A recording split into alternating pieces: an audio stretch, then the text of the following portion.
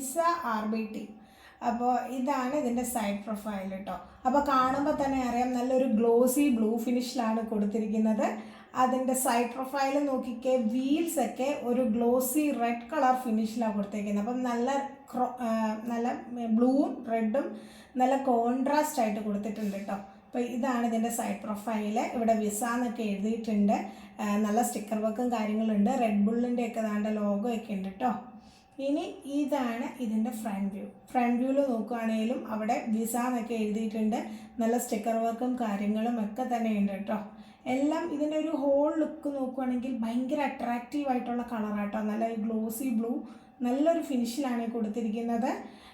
ഇതാണ് ഇതിൻ്റെ top view. അപ്പോൾ ടോപ്പ് വ്യൂവിലും മെയിനായിട്ട് മറ്റേ കാറുകളിലെയൊക്കെ പോലെ തന്നെ സ്റ്റിക്കർ വർക്ക് തന്നെയാണ് കാണുന്നത്. ഇതാണ് ഇതിൻ്റെ ബാക്ക് വ്യൂ. അപ്പോൾ ഇതാണ് വിസ RBT.